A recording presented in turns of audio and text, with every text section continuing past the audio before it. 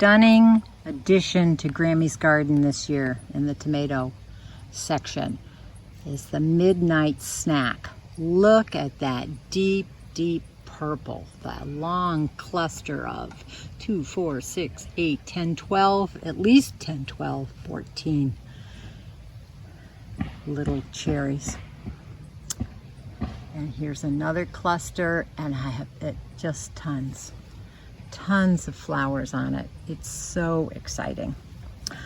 The peppers are all doing fine. There are a few that have actual peppers on them. So cool. There's that one jalapeno down there. I still haven't picked it. You come over here to the other side of the trellis. There's more lettuce, which I better pick because it's gonna bolt. It's going into the 90s this week. Down here and right next to the edamame, the cantaloupe are really starting to come on. They love the heat. Here's our sprouted lettuce seeds from the experiment Grammy did. These guys definitely need help climbing up onto that trellis. So if you can see, I have a few support rings that keep them tied to the trellis. Lots of flowers. So there's a good chance we will get some fruit off of all of these cantaloupe. Here's another big cantaloupe plant. Actually, it's probably 2 in there, but had to stake them up to help them climb up the trellis. Here we have a couple more ground cherries. They're struggling. It is very, very hot. And here's the back side of some of the tomatoes. Here you can see, oops, there's a large cluster. These are the Wisconsin 55s. Ooh, reach out there. There's another large cluster of them. Very curious to see how those come out. Okay, look at this mass of green. I've just started picking in my prolific pack of pea plants. Let's try and say that a few times fast. But I have certainly lots of peas. Has to be picked every single day, all on down the row. And another shot of the edamame, which is spectacular. They are growing at a rapid pace. Cucumbers are climbing their way to the top. There's a few baby cucumbers, if you can see through the fencing. Couple little tiny cucumbers. They're still got a long way to go, but it's always a good sign when you see the baby. These I haven't shown in a while. This is the Kaleette. It's that free seed packet that I got, and it's kind of a cross between a kale and Brussels sprouts. You can see their elongated central stem here, and that's the shape they'll take with these little groupings of kale off the center stem. I have 5 plants. Interesting. Here's another grape tomato called Solano, and they have long cascades of grape tomatoes on them. I can't wish for them to come even faster, but they've got a ways to go. Beyond that, there is another midnight snack. You can see those cascades of the purple. Can't wait for those to ripen and taste those. Here's a little shot of our Jakes and Jennies. How are you guys doing? They're definitely getting bigger every single day. You can sort of tell differences between the males and the females. See all the bumpiness going on their necks? And there's one male in particular, I think it's that guy. He will flare his feathers and strut around. Maybe he'll do it as we're watching.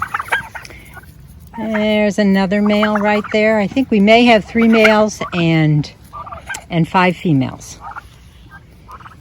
But anyway, so next to our Jakes and Jennies, we have our pumpkin patch. We do have some flowers on the pumpkin patch. Nice and cool over here now. Doesn't get very much sun. So we're going to have to remedy that situation next year by probably moving it down just a little bit further that gets a lot more sun. But anyway, we have a number of different kinds of pumpkins. I don't even remember what I planted.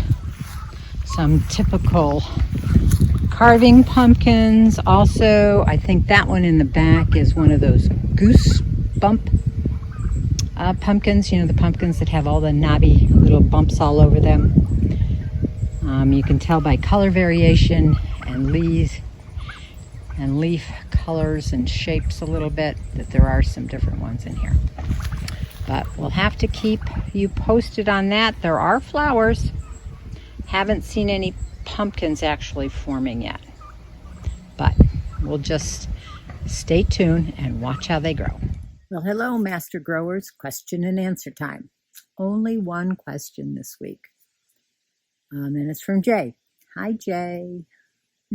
It's about watering. Well, I use a number of different watering techniques, Jay.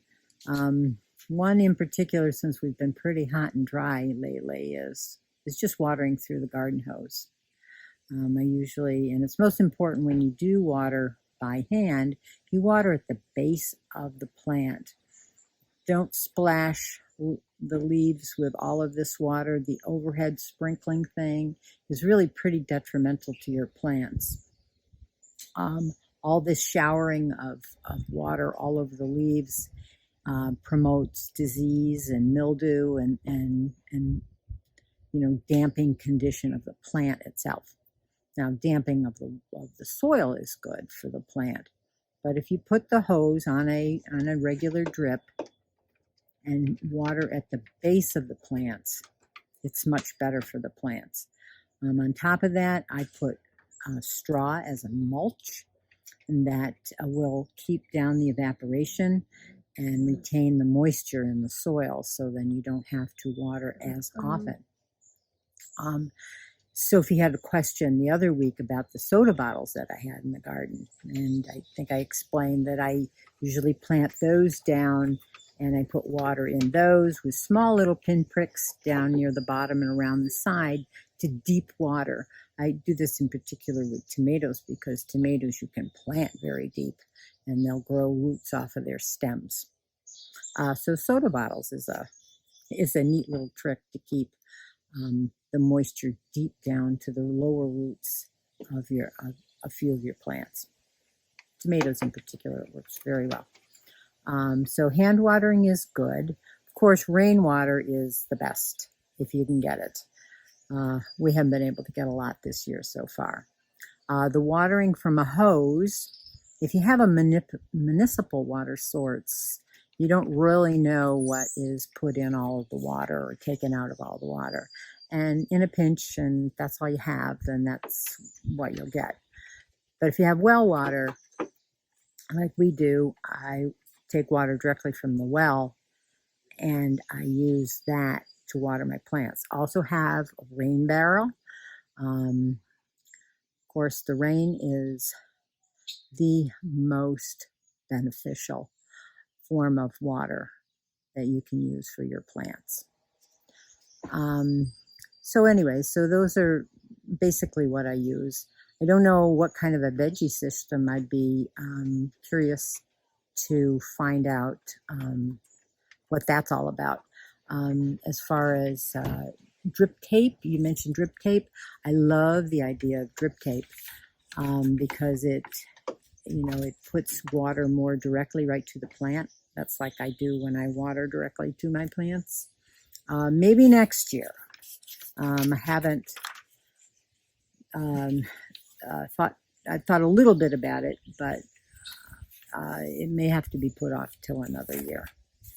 So that was the question that we got for this week, and I thank Jay for that. And good luck with your garden, Jay. Keep posting some more pictures. I want to see what you've done. Now, I just wanted to mention a few things that I've been doing in the garden this week. I showed a lot of pictures and I showed some updates on the different growth of plants. But what I've actually been having to do in the garden this week, of course, is always weeding. Every gardener weeds and weeds and weeds. We had rain for a couple days, maybe not even an inch total, but that was good. And so that helped the plants a lot. I noticed a lot of growth after that rain. Even though I water individually nearly every other day, if not every day. When you get rain from the sky, from the clouds up above, that's when you see the most spectacular growth, I think, in your plants. So we're expecting more rain later on the end of this week, so I'm very hopeful. Been picking a lot of lettuce. Some of it hasn't bolted, so I'm trying to pick all that up. The rest is bolting, and so I'm picking that and giving it to the chickens. They love it. Turkeys not so much. They're kind of picky. They just like their regular food. So I'm thinking about what to plant in place of the lettuce that I've been picking up. I will replant more lettuce, but not until probably into August. Probably about the beginning of August, I can plant another crop that then will do better when the weather starts cooling down in September. So another thing that I did was always pruning the tomato plants. As the tomato plants grow, those lower leaves droop even more and they touch the soil. And you don't want them touching the soil because that's when any kind of bacteria and disease can creep up onto your plant. And so I've been doing a lot of that and staking up the tomatoes. You saw in the video I staked up the cantaloupe. I'm hoping to start getting some cucumbers. You don't have to stake those. They pretty much like to climb as it is. And you saw the little green bean that was there. That's actually on the yellow bean bush beans that I have. So crossing my fingers, maybe next video you'll be able to see a harvest of yellow wax beans. And the pole beans keep climbing up that trellis. And so I am hopeful that there'll be more than just one blossom like we saw in one of those still pictures. And so all I've been doing most of the week then is just watching things grow.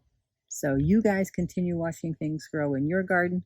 Keep posting pictures. Please send me more questions if you have any thing that you need answered or you're just curious about. I'll be glad to see what answer that I can come up with. Okay, best of luck. Happy growing.